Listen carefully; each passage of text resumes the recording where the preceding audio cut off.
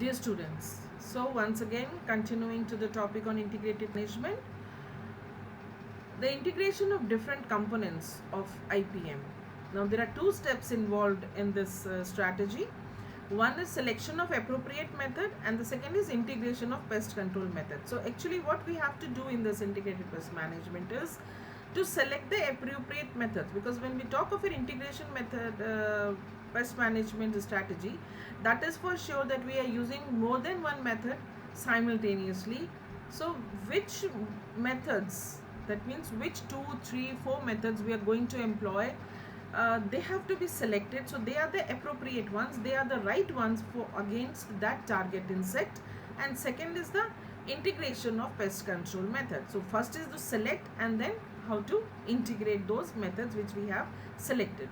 Selection method, it could be preventive, that is prophylactic, or curative, as has already been discussed. While selecting the method, it should possess following features. It should be eco-friendly and cause minimum adverse effect on agro ecosystem. Definitely it should be eco-friendly and should not cause any harm or minimum adverse effect as far as the environment is concerned.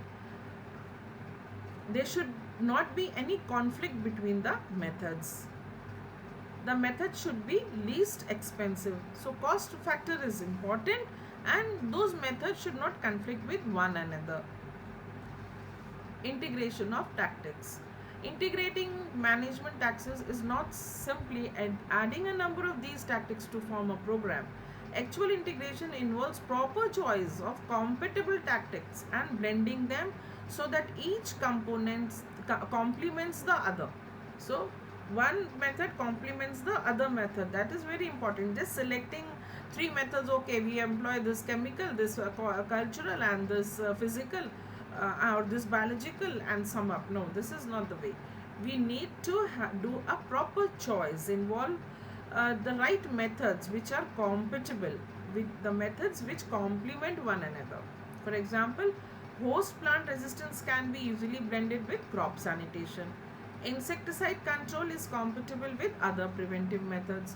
It is difficult to blend natural animal release with others like pesticides. Integration of tactics requires interdisciplinary approach. A knowledge of other subjects like nematology, plant pathology, microbiology, crop and farm management also required when we go upward in level of integration. So we need to have a knowledge of different other things when we are trying to use the integrated pest management strategy. Now, discussing a little on the economics of integrated pest management. So, an integrated pest management program can be successful only if it reduces cost on control measures or increases crop yield, or of course the both, and also reduce environmental pollution and health hazards. So if all these things are taken care of, integrated pest management is the best suitable technique to manage the insect pest populations in any area. The following are some examples of successful IPM programs worldwide. These are the classical examples. In Philippines in 1993, IPM farmers obtained 4.7 to 62% higher rice yield and reduced pesticide use by 15% compared to the non-IPM.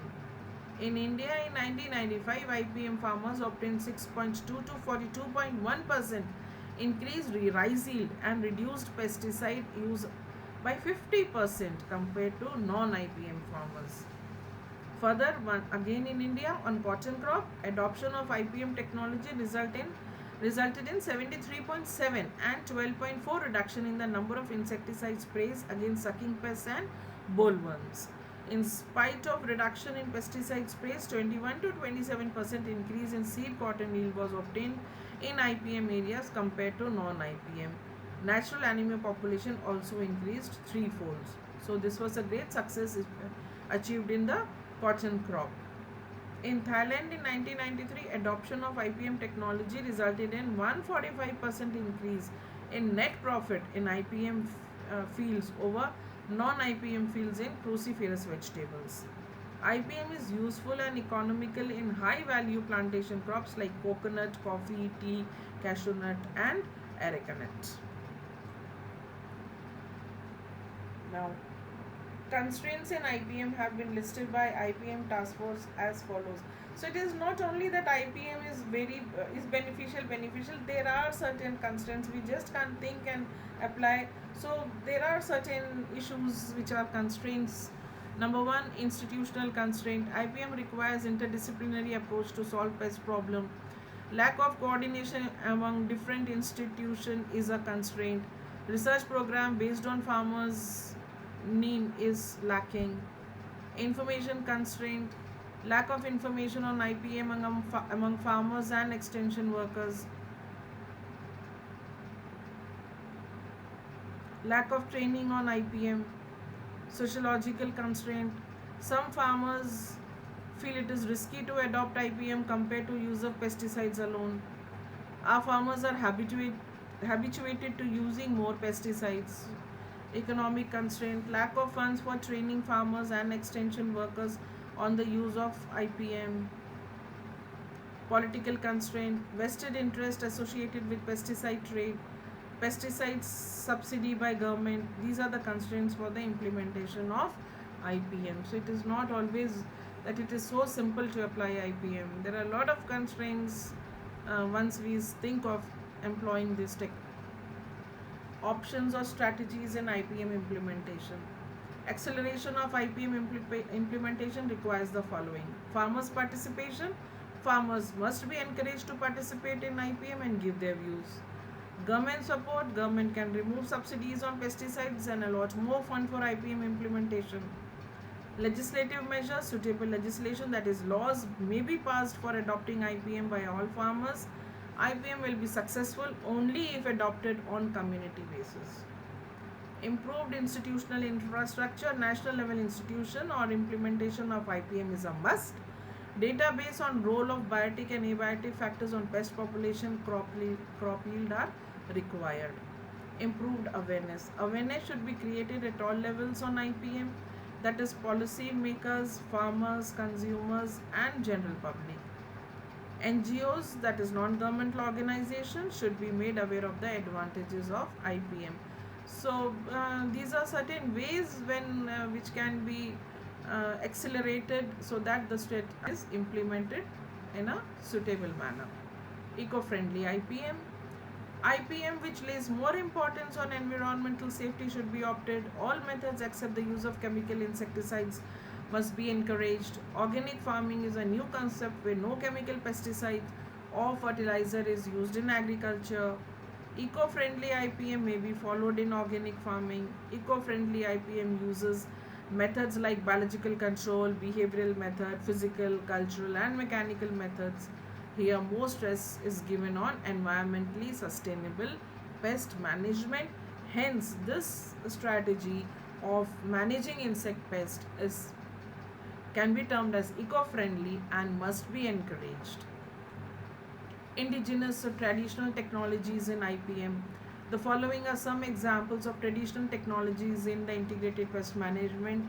The cultural methods, that is the farm level, community level, which were originally practiced by farmers. Physical and mechanical methods were originally followed by farmers. Farmers' wisdom on pest control tactics as follows, that is use of scarecrows to ward off bird pests, use of carbuncle to ward off pests, use of pachkavya, a mixture of cow dung with other ingredients, has been tried as a pest control agent. Research is still ongoing. Use of chili mash and garlic juice spray against rice earhead bug and many other similar techniques are followed by farmers. Research has to be done to prove their usefulness in IPM. So in IPM we can also make use of the indigenous or the traditional technology which have been used by the farmers since ancient times, and they may prove fruitful along with the other methods which we have discussed in. Thank you.